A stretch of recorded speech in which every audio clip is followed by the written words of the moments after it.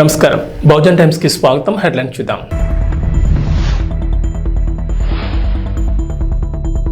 అమరావతిపై focus పెట్టిన AP ప్రభుత్వం, retired IAS అధికారి లక్ష్మికి కీలక బాధ్యతలు.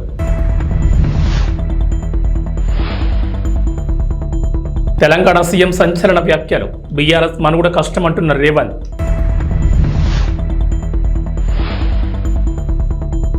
ఏపీ ప్రజలకు వాతావరణ శాఖ హెచ్చరిక, పలు జిల్లాల్లో భారీ నుంచి అతి భారీ వర్షాలు. ఆంధ్రప్రదేశ్ ప్రభుత్వం అమరావతిపై ఫోకస్ పెట్టింది. రాజధాని ప్రాంతాల్లో నిర్మాణాలను మళ్లీ మొదలుపెట్టే దిశగా అడుగులు వేస్తోంది. ఈ మేరకు సిఆర్డీఏకు కొత్త కమిషనర్ను నియమించింది.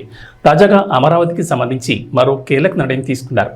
అమరావతి డెవలప్మెంట్ కార్పొరేషన్ చైర్పర్సన్ ఎండీగా రిటైర్డ్ ఐఏఎస్ లక్ష్మీ పార్థసారథిని నియమించింది ప్రభుత్వం. ఈ మేరకు పురపాలక శాఖ ప్రత్యేక ప్రధాన కార్యదర్శి అనిల్ కుమార్ సింఘాల్ గురువారం ఉత్తర్వులు జారీ చేశారు. లక్ష్మీ పార్థసారథి 2014-2019 మధ్యకాలంలో టీడీపీ ప్రభుత్వ హయాంలో ఏడీసీ సీఎండీగా వ్యవహరించారు. రాజధాని మాస్టర్ ప్లాన్ సహా అమరావతి అభివృద్ధిపై ఆమెకు అవగాహన ఉండడంతో ఆమెను అమరావతి డెవలప్మెంట్ కార్పొరేషన్ చైర్పర్సన్ ఎండీగా నియమించారు. అమరావతి నిర్మాణంలో లక్ష్మీ పార్థసారథి సేవలను వినియోగించుకునే దిశగా ఈ నిర్ణయం తీసుకుంది ప్రభుత్వం. ఇప్పటికే ముఖ్యమంత్రి చంద్రబాబు రాజధాని ప్రాంతాల్లో నిర్మాణాలను పరిశీలించి అధికారులకు పలు సూచనలు చేసిన సంగతి తెలిసిందే. గురువారం ఢిల్లీలోని తన నివాసంలో మీడియాతో చిట్చాట్లో ముఖ్యమంత్రి రేవంత్ రెడ్డి మాట్లాడారు. ఏపీ ఎన్నికల్లో టీడీపీ విజయం, జగన్ ఓటమి, చంద్రబాబు నాయుడు పోరాటం, మాజీ సీఎం కేసీఆర్ పార్టీ, బీఆర్ఎస్ మనుగడ సహా అనేక అంశాలపై ఆయన స్పందించారు. కేసీఆర్ రాజకీయంగా నిలదొక్కుకోవడం కష్టమని, ఆయన హరీష్ రావు ట్రాప్లో పడ్డారని ఆరోపించారు. కేసీఆర్ లేకుంటే తన సొంత లైన్ తీసుకోవచ్చని హరీష్ ఎదురు చూస్తున్నారని సీఎం వ్యాఖ్యానించారు. 2019 ఎన్నికల్లో టీడీపీకి 23 సీట్లు వచ్చినా చంద్రబాబు నాయుడు కోర్ రాజకీయాలను వదలకుండా పోరాడారని, అందుకే ఆయన మళ్లీ గెలిచి సీఎం అయ్యారని గుర్తు చేశారు. చంద్రబాబు నాయుడుతో పోల్చుకుంటే జగన్ ఎంత, అయినా ఆయన ప్రతిపక్ష నేతగా పనిచేశారని అన్నారు. వైఎస్ఆర్ కాంగ్రెస్ పార్టీ నేతలు తిట్లు చేసే వ్యాఖ్యలను తట్టుకుని పోరాటం చేశారు. కానీ ఏనాడు చంద్రబాబు కోర్ ఏరియాను వదిలిపెట్టలేదని పేర్కొన్నారు. కానీ ఇక్కడ కేసీఆర్ మాత్రం ఆ పని చేయడం లేదని, హరీష్ రావు ఆ పని చేయించడం లేదన్నారు. కేసీఆర్ హేతుబద్ధంగా ప్రవర్తిస్తేనే బీఆర్ఎస్ మనుగడ సాధించగలదని, పార్టీ బతికితే కేసీఆర్, తర్వాత కేటీఆర్, కవిత ఉంటారన్నారు. అందుకే బీఆర్ఎస్ అంతం కావాలని కోరుకుంటున్న వారిలో మొదటి చివరి వ్యక్తి హరీష్ రావు అని ఆరోపించారు. ఈటల రాజేందర్, నరేంద్ర, విజయశాంతులను హరీష్ రావు గెంటించారని సంచలన వ్యాఖ్యలు చేశారు. తిరుమల నుంచి ప్రక్షాళన మొదలుపెట్టింది చంద్రబాబు సర్కార్. కొత్త ఈవో నియమించింది ప్రభుత్వం. కొండపై మార్పులు చేర్పులు చేస్తోంది. తాజాగా తిరుమలకు సంబంధించి మరో కీలక నిర్ణయం తీసుకుంది ప్రభుత్వం. టీటీడీలో విజిలెన్స్ విచారణ మొదలుపెట్టింది. పలు విభాగాల్లో రాష్ట్ర స్థాయి విజిలెన్స్ అధికారులు వివరాలు సేకరించే పనిలో ఉన్నారు. విజిలెన్స్ అధికారులు ప్రధానంగా 5 అంశాలపై ఆరా తీస్తున్నారు. ప్రధానంగా టీటీడీ ఆర్జిత సేవ, వీఐపీ బ్రేక్ దర్శన టికెట్ల కేటాయింపు, టీటీడీ టెండర్లు, శ్రీవాణి సేవా టికెట్ల ద్వారా వచ్చిన నిధులు వినియోగం, గదుల పనులు, గెస్ట్ హౌస్ల కేటాయింపై ఫోకస్ పెట్టారు. గత ప్రభుత్వ హయాంలో వీఐపీపై దర్శనాల కోటాపైన తీవ్రస్థాయిలో విమర్శలు వచ్చాయి. కొంతమంది మంత్రులు, ఎమ్మెల్యేలు వీఐపీ టికెట్లను ఇష్టారీతిగా తీసుకున్నారనే ఆరోపణలు ఉన్నాయి. గతంలో ఎమ్మెల్యేలకు రోజుకు ఒక లేఖను అనుమతించి 6గురికి దర్శన టికెట్లు జారీ చేసేవారు. అదే ఎమ్మెల్యే స్వయంగా వస్తే మాత్రం 10 వరకు టికెట్లు ఇచ్చేవారు. కానీ గత ప్రభుత్వ హయాంలో ఒక్కో లేఖపై ఏకంగా 10 టికెట్లు ఇచ్చారనే ఆరోపణలు ఉన్నాయి. అదే మంత్రులకైతే గతంలో 10 నుంచి 15 దర్శన టికెట్లు ఇస్తే గత 5 ఏళ్లలో అడిగినన్ని ఇచ్చారనే విమర్శలు వచ్చాయి. అదే టీటీడీ పాలక మండలి సభ్యులకు రోజుకు 35 టికెట్లు కేటాయించేవారు. గత ప్రభుత్వ హయాంలో సభ్యులకు పరిమితి లేకుండా ఇచ్చారని ఆరోపణలు వచ్చాయి. రామోజీరావు జీవితం నిరంతరం ప్రవాహమని, ఆయన జీవితం గురించి అందరూ తెలుసుకోవాలని ఆంధ్రప్రదేశ్ ఉప ముఖ్యమంత్రి, జనసేన పార్టీ అధ్యక్షుడు కొణిదెల పవన్ కళ్యాణ్ అన్నారు. తాను చూసిన రామోజీరావులో చాలా ప్రత్యేకతలున్నాయని చెప్పారు. రామోజీరావు ప్రజల పక్షపాతి, ఎన్ని ఇబ్బందులు పెట్టినా జర్నలిస్టు విలువలను కాపాడారని పవన్ కళ్యాణ్ కొనియాడారు. గురువారం విజయవాడలో ఏపీ ప్రభుత్వం అధికారికంగా నిర్వహించిన రామోజీరావు సంస్మరణ సభలో పవన్ కళ్యాణ్ ప్రసంగించారు. విజయవాడ శివారు కానూరులోని అనుమోలు గార్డెన్స్లో ఏర్పాటు చేసిన ఈ సంస్మరణ సభకు ముఖ్యమంత్రి చంద్రబాబు నాయుడు, ఆయన సతీమణి భువనేశ్వరి హాజరయ్యారు. రాజమౌళి, అశ్వినీదత్, శ్యాంప్రసాద్ రెడ్డి, రాఘవేంద్రరావు, కీరవాణి, మురళీమోహన్, సురేష్ బాబు, జయసుధ, బోయపాటి శ్రీనివాస్ తదితర సినీ ప్రముఖులు, పలువురు పాత్రికేయులు, రాజకీయ ప్రముఖులు ఈ కార్యక్రమానికి హాజరయ్యారు. రామోజీ గ్రూప్ సంస్థల చైర్మన్, పద్మవిభూషణ్ అవార్డు గ్రహీత రామోజీరావుకు నివాళులర్పించారు. ఛత్తీస్గఢ్ నుంచి విద్యుత్ కొనుగోలు ఒప్పందంలో అక్రమాలు జరిగాయన్న ఆరోపణలపై తెలంగాణ సర్కార్ విచారణకు జస్టిస్ ఎన్ నరసింహారెడ్డి కమిషన్ ఏర్పాటు చేసిన విషయం తెలిసిందే. ఈ కమిషన్ విచారణ కొనసాగుతుండగా మాజీ ముఖ్యమంత్రి, బీఆర్ఎస్ అధినేత కె చంద్రశేఖరరావుకు నోటీసులు జారీ చేసింది. విచారణకు మాజీ సీఎం గడువు కోరగా అందుకు కమిషన్ అంగీకరించింది. అయితే జస్టిస్ నరసింహారెడ్డి కమిషన్కు వ్యతిరేకంగా మాజీ సీఎం కేసీఆర్ హైకోర్టులో పిటిషన్ దాఖలు చేశారు. తాజాగా ఈ పిటిషన్ విచారణకు హైకోర్టు అంగీకరించింది. రిజిస్ట్రీ అభ్యంతరాలను తోసిపుచ్చిన ప్రధాన న్యాయమూర్తి justice Alok Aradhe, justice J Anil కుమార్ల ధర్మాసనం నంబర్ కేటాయించాలని ఆదేశాలు జారీ చేసింది. ఈ పిటిషన్పై శుక్రవారం విచారణ చేపడతామని స్పష్టం చేసింది. కేసీఆర్ తరపున వాదనలు వినిపించిన సీనియర్ లాయర్ ఆదిత్య సోంధి రాజకీయ కక్ష సాధింపు చర్యల్లో భాగంగానే కమిషన్ ఏర్పాటు చేశారని అన్నారు. ఈ సందర్భంగా ధర్మాసనం స్పందిస్తూ విచారణ చేపడితే ఏమవుతుందని ప్రశ్నించింది. కమిషన్ తన నివేదికను శాసనసభకే సమర్పిస్తుంది కదా, ఇందులో ఇబ్బంది ఏముందని నిలదీసింది. కానీ కమిషన్ ఏర్పాటుపైన అభ్యంతరాలున్నాయని కేసీఆర్ తరపున లాయర్ వివరించారు. తమ అభ్యంతరాలను పరిగణలోకి తీసుకోలేదని ఆయన ఆరోపించారు. తెలంగాణలో నిరుద్యోగులే కథానాయకులై రేవంత్ రెడ్డి సర్కార్పై తిరగబడే రోజు వస్తుందని బీఆర్ఎస్ వర్కింగ్ ప్రెసిడెంట్ కేటీఆర్ తెలిపారు. నిరుద్యోగులకు మద్దతుగా ప్రధాన ప్రతిపక్షంగా ఉన్న బీఆర్ఎస్ పార్టీ కథం తొక్కుతుందని స్పష్టం చేశారు. గ్రూప్స్కు ప్రిపేర్ అవుతున్న నిరుద్యోగ అభ్యర్థులు హైదరాబాద్లోని కేటీఆర్ నివాసానికి వెళ్లి ఆయన కలిశారు. తమ సమస్యలను కేటీఆర్తో పంచుకున్నారు. నిరుద్యోగుల సమస్యలను విన్న కేటీఆర్ ప్రభుత్వం చేసే పోరాటానికి బీఆర్ఎస్ పార్టీ అండగా ఉంటుందని హామీ ఇచ్చారు. ఈ సందర్భంగా మాట్లాడిన కేటీఆర్ జాబ్ క్యాలెండర్ విడుదల చేస్తామని, అసెంబ్లీ ఎన్నికల సందర్భంగా కాంగ్రెస్ పార్టీ ప్రచారం చేసిందని, ఇచ్చిన హామీ మేరకు జాబ్ క్యాలెండర్ విడుదల చేయాలని డిమాండ్ చేశారు. కాంగ్రెస్ ప్రభుత్వం ఎన్నో హామీలు ఇచ్చినా ఒక్కదాన్ని కూడా అమలు చేయడం లేదని నిరుద్యోగులు చెప్పినట్లు కేసీఆర్ పేర్కొన్నారు. జాబ్ క్యాలెండర్ విడుదల చేస్తామని కాంగ్రెస్ పార్టీ ప్రచారం చేసిందని, కాంగ్రెస్ ఇచ్చిన హామీలు నేటిముట్లయ్యాయని మండిపడ్డారు. గ్రూప్ 2లో 2000 ఉద్యోగాలు పెంచుతామని రేవంత్ రెడ్డి హామీ ఇచ్చినట్లు గుర్తు చేసిన కేటీఆర్ ఇంతవరకు ఒక్క ఉద్యోగం కూడా పెంచలేదని దుయ్యబట్టారు. మెగా డిఎస్సీ అని చెప్పి దగా డిఎస్సీ చేశారన్నారు. గ్రూప్ 1 ఉద్యోగాల భర్తీ ప్రక్రియలో భాగంగా మెయిన్స్ పరీక్షకు 1:100 నిష్పత్తిలో అభ్యర్థులను ఎంపిక చేయాలని విపక్షంలో ఉన్నప్పుడు భట్టి విక్రమార్క డిమాండ్ చేశారని గుర్తు చేసిన కేటీఆర్ ఆనాడు ఆయన డిమాండ్ చేసిన మాటను ఇప్పుడు నిలుపుకోవాలన్నారు. గ్రూప్స్ పరీక్షల కోసం ప్రిపేర్ అవ్వడానికి అభ్యర్థులకు సమయం దొరికేలా పరీక్షలు నిర్వహించాలన్నారు. నిరుద్యోగులకు మద్దతుగా బీఆర్ఎస్ పార్టీ పోరాటం చేస్తుందని, వారితో కలిసి కదం తొక్కుతామని కేటీఆర్ చెప్పుకొచ్చారు.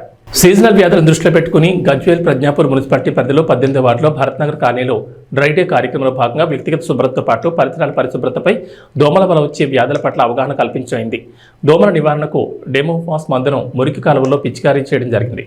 ఈ కార్యక్రమంలో Gajwel Pragnapur municipal chairman NC Rajamouli Gupta పాల్గొని మాట్లాడుతూ ప్రతిరోజు అన్నం తినే ముందు చేతులను శుభ్రంగా కడుక్కోవాలని, మనం ఏ వస్తువునైనా ముట్టుకుని వచ్చిన తర్వాత చేతులను శుభ్రంగా కడుక్కోవాలని, ప్రతి ఒక్కరూ వ్యక్తిగత పరిశుభ్రతను పాటించాలని, ఇంటిని ఎంత శుభ్రంగా ఉంచుకుంటామో ఇంటి పరిసరాలను కూడా అంతే శుభ్రంగా ఉంచుకోవాలని, మురుగునీటి గుంటలు లేకుండా జాగ్రత్తలు తీసుకోవాలని, దోమల వలన malaria, dengue, chikungunya, filaria, malaria అనేక రకమైన సీజనల్ వ్యాధులు ప్రాణహాని సంభవిస్తాయని, తగిన జాగ్రత్తలు తీసుకుని దోమను తరిమొట్టడానికి ఓడోమాస్ గుడ్ నైట్ దోమతెరలు వాడుకోవాలని, ఇంటి సమీపంలో కొబ్బరి చిప్పలు, టైర్లు, ఎయిర్ కూలర్స్లోని నీళ్లు ఎప్పటికప్పుడు శుభ్రం చేసుకోవాలని, జ్వరం, దద్దుర్లు, వాంతులు, విరేచనాలు, డీహైడ్రేషన్, కాళ్ళు చేతులు లాగడం, మగతగా చెమటలు పట్టడం లాంటివి వస్తే వెంటనే గుర్తించి డాక్టర్లను సంప్రదించాలని సూచించారు.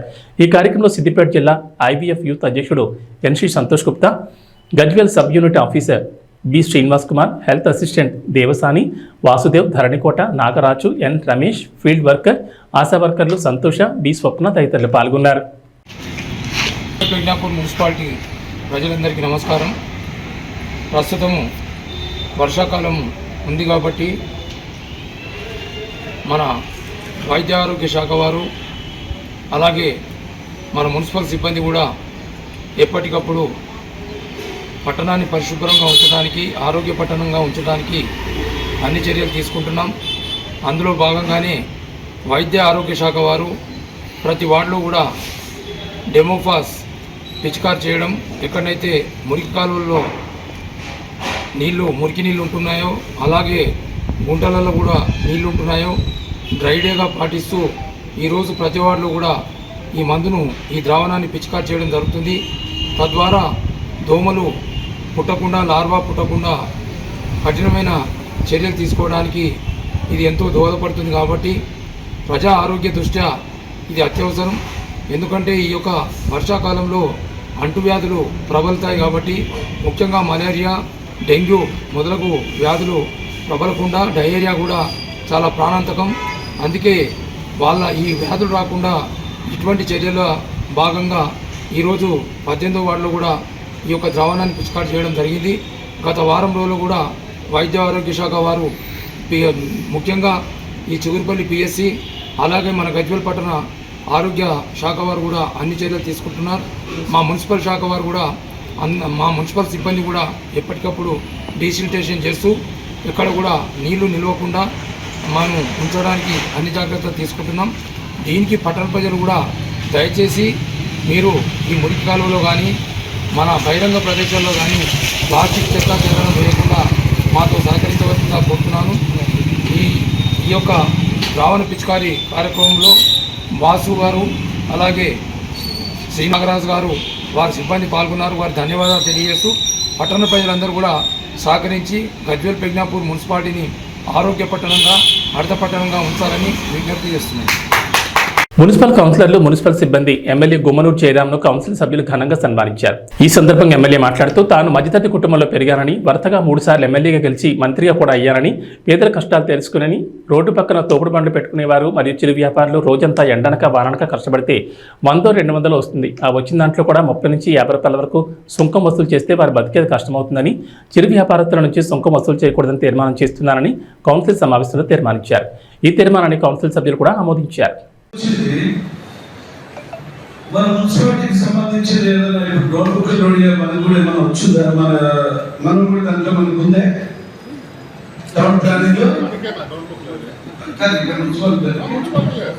సరే. అక్కడ దాదాపుగా జాగిర్ లెక్క దాదాపు ఒక్కొక్క పర్సన్ కి 50 సెంట్లు 100 సెంట్లు అనేటివి వారు సొంత జాగిర్ లెక్క పంచుకోవడం జరిగింది. నా దృష్టికి వచ్చింది. ఖచ్చితంగా మీరందరూ అది ఎవరు మీరు కన్సల్ట్ చేపిస్తారా? ఆడియో కన్సల్ట్ తీసుకొని ఎక్కడెక్కడ ఏదో బినామీలు ఎవరున్నారో మొత్తం అంతా తీసేసి నిరుపేదలు ఎవరున్నారో 1.5 సెంట్ ప్రకారం ప్రతి నిరుపేదకి అందే మార్గంగా చేయాలని చెప్పేసి నేను అవన్నీ కూడా ఖాళీ చేయించి ఎవరైనా ముందుకు వస్తే వాళ్ళకి ఏదైనా పట్టాలు ఇప్పుడు వచ్చావా, మొన్న 19 నుంచి 24లో వచ్చిన పట్టాలా, లేదంటే గత వైఎస్ ఇందుకు ముందు ఉన్న ప్రభుత్వం ఇచ్చిన పట్టాలా, అవన్నీ వెరిఫికేషన్ చేసి ఏది మంచిది ఏది న్యాయం అనేది అది జాగ్రత్త కాదు, ప్రజలు మన మనసు కాబట్టి నిరుపేదలు ఎవరైనా ఉంటే వాళ్ళకి ఒక్కొక్కరికి ఒక 1.5 సెంట్గా మనము ఇవ్వాలని చెప్పేసి నేను కోరుకుంటున్నాను.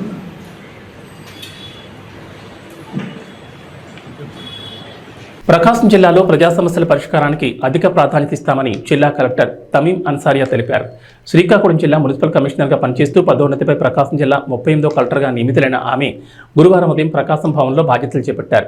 ఈ సందర్భంగా మాట్లాడుతూ జిల్లాలో అభివృద్ధి పనులు, ముఖ్యంగా వెలుగొండ ప్రాజెక్టు పనులపై ప్రత్యేక దృష్టి పెడతానని, త్రాగునీటి మరియు ఇతర సమస్యలపై క్షేత్రస్థాయిలో పర్యటనల ద్వారా తెలుసుకుని పరిష్కరించగలిగినవి పరిష్కరిస్తూ మిగతావి ప్రభుత్వం దృష్టికి తీసుకెళ్తానని తెలిపారు. ఈ సందర్భంగా జిల్లా కలెక్టర్కు జాయింట్ కలెక్టర్ గోపాలకృష్ణ, ఎస్పీ గారుడు Sumit Sunil, Markapuram sub collector Rahul Meena, Ongole Kanigiri RDO GV Subbareddy, John Irwin మరియు వివిధ శాఖల అధికారులు పుష్పగుచ్చం ఇచ్చి శుభాకాంక్షలు తెలిపారు.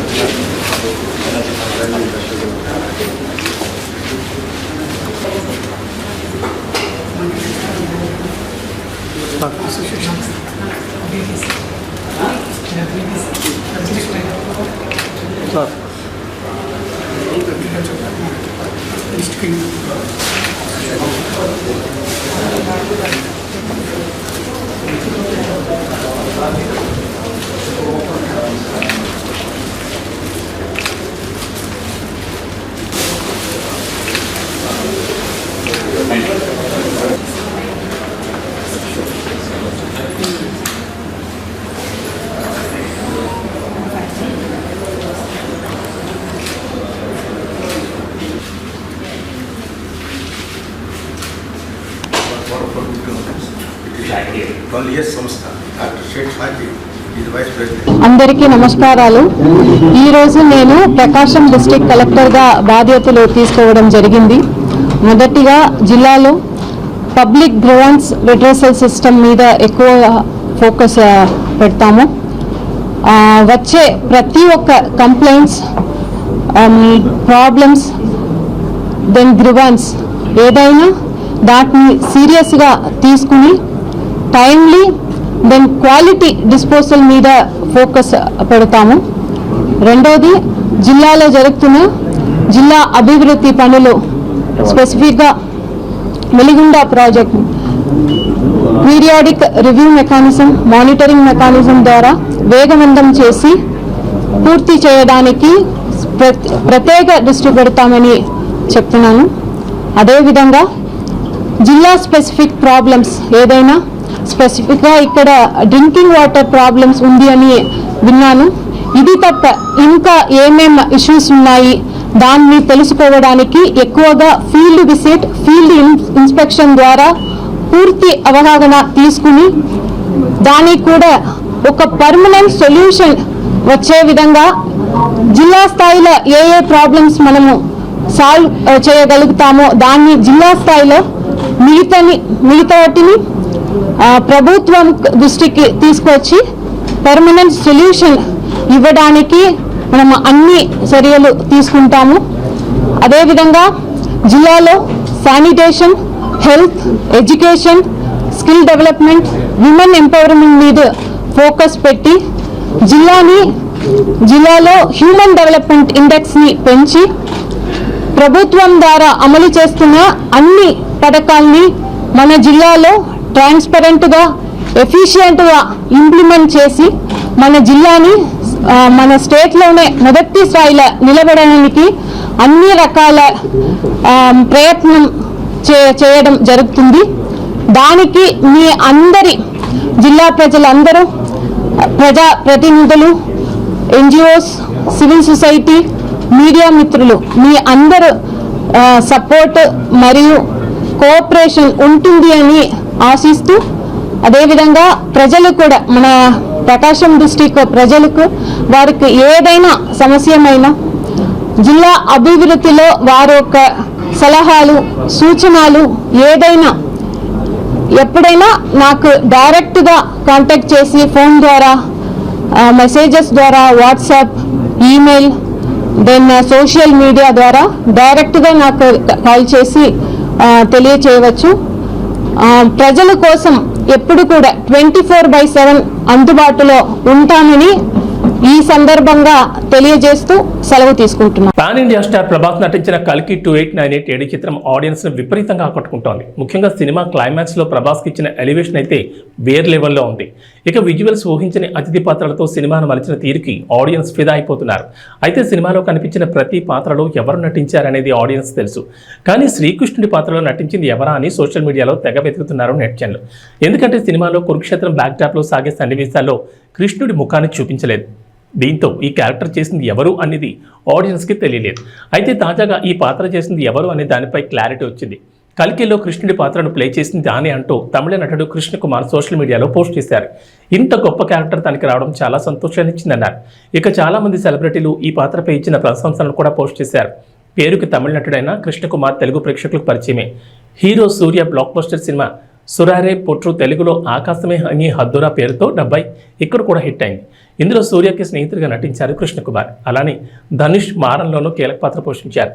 మొత్తానికి ఫేస్ చూపించకపోయినా తన బాడీ లాంగ్వేజ్తో శ్రీకృష్ణుడి పాత్రలో అద్భుతంగా నటించారు కృష్ణకుమార్. ఇక ఈ చిత్రంలో కెమియోలకి సూపర్ రెస్పాన్స్ వస్తోంది. అర్జునుడి పాత్రలో విజయ్ దేవరకొండ ఆకట్టుకున్నారు. అలానే దుల్కర్ సల్మాన్, రాజమౌళి, ఆర్జీవి, ఫరియా, అనుదీప్ ఇలా చాలా మంది ఇందులో అతిథి పాత్రలో కనిపించడం విశేషం. వీళ్ళంతా ఎక్కువసేపు స్క్రీన్ మీద కనిపించకపోయినా వీళ్ళు వచ్చినప్పుడు థియేటర్లో గట్టిగానే విజిల్స్ పడ్డాయి. ఇక సినిమాపై సినీ ప్రముఖులు కూడా ప్రశంసలు కురిపిస్తున్నారు. ఇప్పటికే డైరెక్టర్ రాజమౌళి సహా పలువురు ఈ చిత్రాన్ని మెచ్చుకున్నారు. అలాగే మెగాస్టార్ చిరంజీవి కూడా సినిమాపై స్పెషల్ పోస్ట్ పెట్టారు. మైథాలజీని సైన్స్ ఫిక్షన్కి ముడిపెడుతూ చిత్రాన్ని అద్భుతంగా మలిచారని చిరు అన్నారు. వైజయంతి మూవీస్తో పాటు డైరెక్టర్ నాగ్ అశ్విన్, కాస్టింగ్ అందరికీ శుభాకాంక్షలు తెలియజేశారు. T20 వరల్డ్ కప్ 2024లో భారత్ ఫైనల్కు చేరింది. సెమీఫైనల్లో డిపెండింగ్ ఛాంపియన్ ఇంగ్లాండ్ను మట్టి కరిపించింది. వర్షం ఆటంకం కలిగించిన ఈ మ్యాచ్లో టాస్ ఓడి ముందు బ్యాటింగ్ చేసిన భారత్ రోహిత్ శర్మ 39 బంతుల్లో 57, సూర్యకుమార్ యాదవ్ 36 బంతులు 47తో రాణించడంతో 20 ఓవర్లలో 7 వికెట్ల నష్టానికి 171 పరుగులు చేసింది. బ్యాటర్లకు సవాల్ విసిరిన గయానా పిచ్ మీద ఓ 6 బాది ఊపు మీద కనిపించిన కోహ్లీ కాసేపటికి అవుట్ కాగా పంత్ కూడా తక్కువ స్కోర్కే వెనుదిరిగాడు. అయినా captain Rohit Sharma class innings ఆడడం, సూర్య సత్తా చాటడంతో భారత్ మెరుగైన స్కోర్ సాధించింది. హార్దిక్ పాండ్యా 13 బంతుల్లో 23, రవీంద్ర జడేజా 9 బంతుల్లో 17, అక్షర్ పటేల్ 6 బంతుల్లో 10 ఆఖర్లో ఓ చేయి వేశారు. కఠినమైన పిచ్ మీద ఇంగ్లాండ్ బ్యాటర్లు తేలిపోయారు. అక్షర్ పటేల్, కుల్దీప్ యాదవ్ చెరో 3 వికెట్లు తీగా బుమ్రా 2 వికెట్లు పడగొట్టాడు. దీంతో ఇంగ్లాండ్ 16.4 ఓవర్లలో 103 పరుగులకే ఆలౌట్ అయింది.